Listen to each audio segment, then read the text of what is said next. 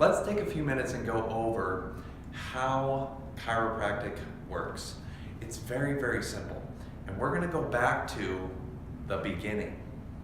So let's draw this dot here and have that represent the male seed. And let's have this represent the female seed, or the female cell. Now, those two seeds join, all right?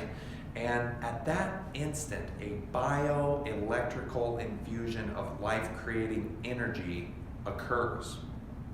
And as the scientists watch this, those two cells form to one, and that cell then begins to grow and multiply. And it multiplies and multiplies and multiplies, 2 into 4, into 8, into 16, to 32, to 64, and so on, until it grows into what looks like a little blackberry, or a little mulberry. Sometimes it's called the mulberry mass. And as that continues to grow, that developing cluster of cells becomes what? What is the very first organ to begin to form in a developing baby? The brain. The brain forms first. So the brain forms like so. Brain forms first. Very important to know that. Sometimes people think it's the heart. The heart is just another organ. It's just a pump. Yes, if you have a heart problem, it will kill you, but so will a pancreas problem and a liver problem. It's just a matter of how fast it will kill you, okay?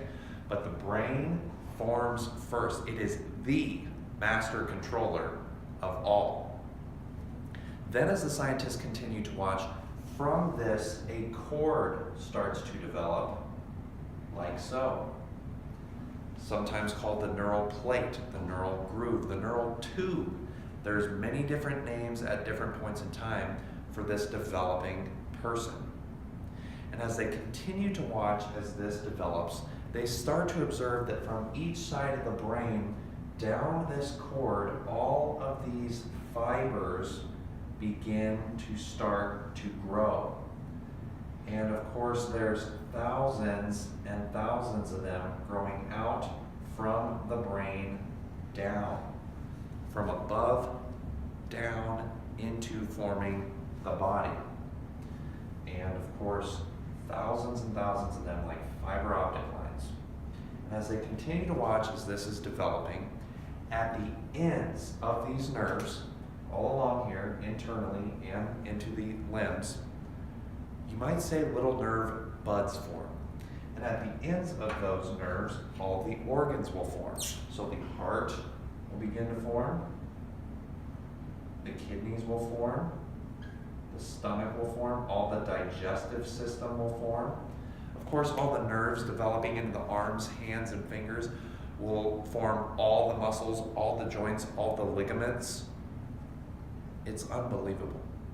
Of course, the nerves developing into the leg, your leg muscles, into the knee, your kneecap, into the calf, your feet, your toes, your toenails will all form at the ends of these nerves, which grew out from the brain. Now, the brain is so important that it is cased in bone. And at the bottom of the skull, there is a hole for the spinal cord to go through. The brain actually has a tail.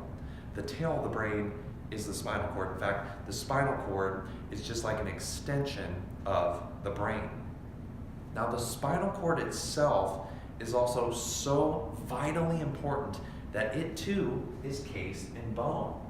So we have all of these vertebrae stacked up like this, casing and protecting the spinal cord itself all the way down to our tailbone and each side of the pelvis.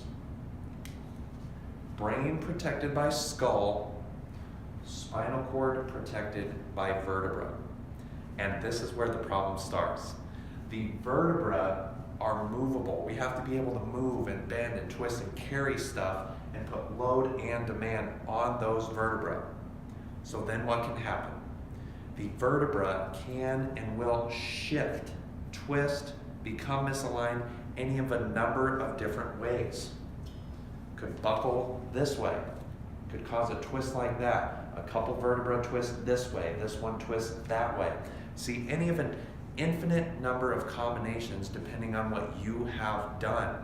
All the sitting you've done, all the work you've done, the commuting you've done, the hiking, the biking, the training at the gym, gravity itself, stress, all the stuff with bad posture, the phones, the tablets, the Nooks, the Kindles, picking up kids, even having a baby, pushing a baby through this hole can and will push the vertebra back into the nerves, and then the mom wants an epidural.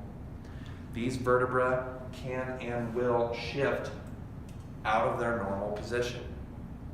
In chiropractic, we call this subluxation. Subluxation.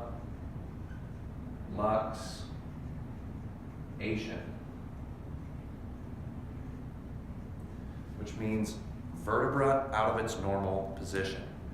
You could have a subluxated tooth. That's what braces are for. You could get your finger bent back. That is a subluxated finger.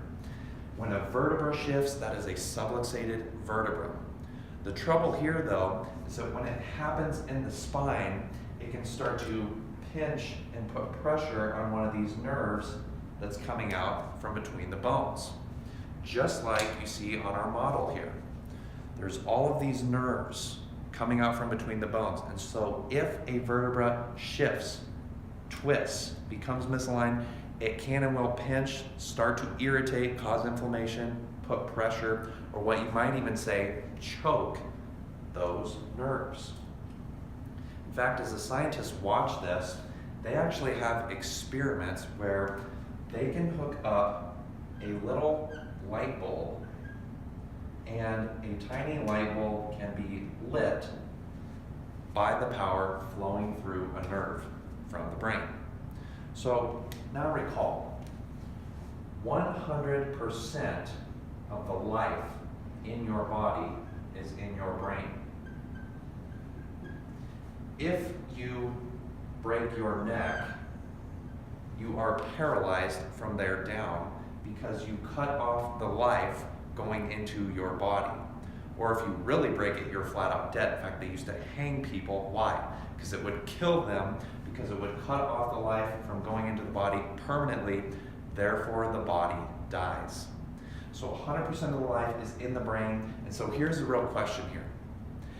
How much of the 100% life in your brain that's supposed to get out and go to your heart do you want going to your heart? Well, you want 100%. How much of the power that's in the brain that's supposed to get out and go to your arm do you want getting to your arm? Well, you want 100%. How much of the power, that life force in the brain that's supposed to get out and go to your digestive system, do you want to actually get there? Well, you want 100%. How much of the power in the brain that's supposed to get out and go to your legs so you can walk, move, bend, twist, do all these things, how much of that do you want getting to your legs? Well, you want 100%. The only way for that to actually happen is if the path from the brain down the spinal cord and out the nerve and to the leg is for that pathway to be fully intact and there is no interference. No interference. The goal of the chiropractor is very straightforward. Check the vertebra of the spine. Make sure all the vertebrae are adjusted as good as possible so that the power in the brain that's supposed to go to everywhere else in the body actually gets there. This should start to get some thoughts going in your mind. For example, if a person has all types of digestive problems, is it because they lack a certain drug in their blood from when they were born or something? No. It will not matter what you eat, what drug you take, if the power going to your stomach is only getting there at, say, 70%. If I have carpal tunnel and I can't pick up a cup of coffee and my fingers are tingling, what does that mean? It means that the power going to that arm is not 100%. Maybe it's only at 60%. Well, that would be why you have carpal tunnel. If you have pain radiating into a leg, down the hamstring, calf, sciatica type symptoms, or whatever, what does that mean? It means that the power in the brain is not getting to the leg at 100%. Maybe it's only at 80%.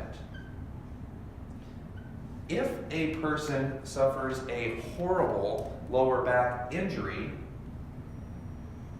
they will have 0% going into their legs, leaving them paralyzed and in a wheelchair. So if we can damage it bad enough to have 0%, well, we can have everything in between, from 0 to a perfect 100%.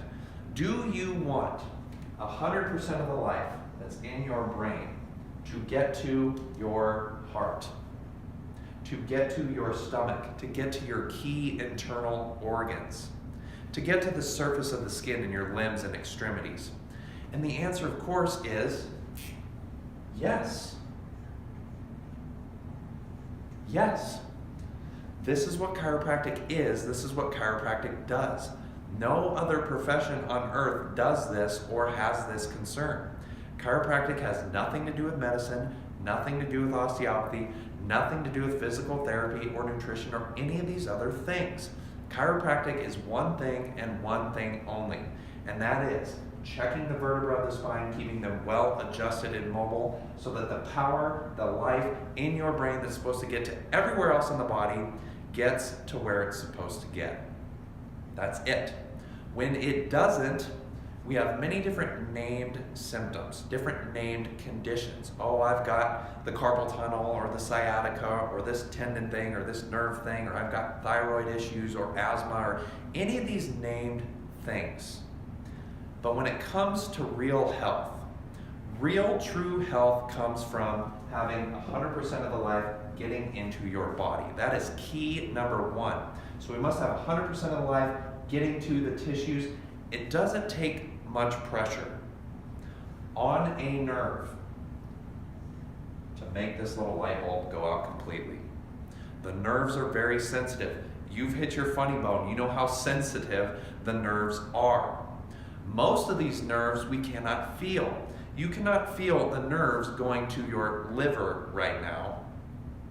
You cannot feel the nerves going to your left kidney right now. Oh, those nerves are really sore today. See, you can't feel that because you can only feel, and watch carefully, about 10% of your body. Mostly the outer surfaces. So we can feel the outer surfaces, yes, some internal things if things are really haywire. But most of your body you cannot feel. That is why when people will say, why would I go to a chiropractor if I feel good? Because how you feel is irrelevant because you can only feel 10% of your body. What about the other 90%? Is it possible you could have subluxation of a few vertebrae starting to choke the power off and you don't feel it yet? And the answer, of course, is yes. Just like you could have a hip deteriorating and you feel fine, but when it's finally bone on bone, believe me, you will feel it. But it has been brewing for years. You could have teeth that feel fine, but a cavity is dig, and it finally hits that nerve and you feel it. But how long ago did that cavity start? Months ago. And it should have been checked and fixed months ago before you even felt it.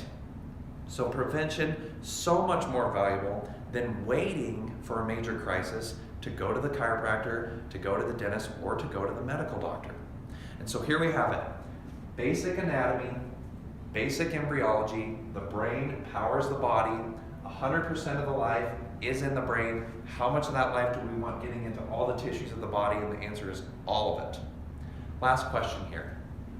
For how long? Forever.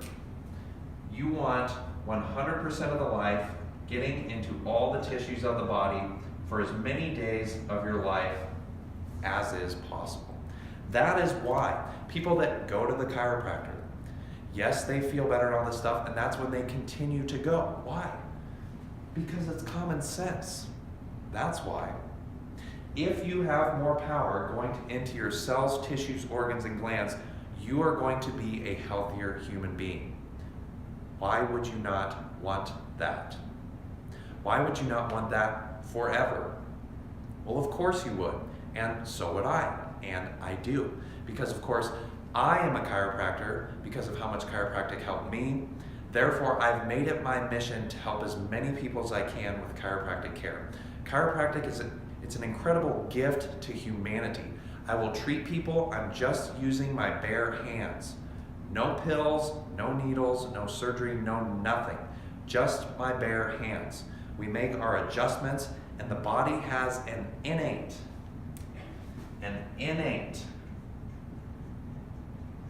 a built-in healing ability. If you take a steak that you bought at the grocery store and you cut it, will that cut heal? No. Why? Because the life that was once going to that meat is no longer there. It's dead. The tissue is dead. I cut my hand and it starts to heal because I have the life in my brain getting into my body. It is about life power. It is about life flow. It is about nerve flow. And the chiropractor's job is to make sure you've got as much nerve flow as possible for every single day of your life.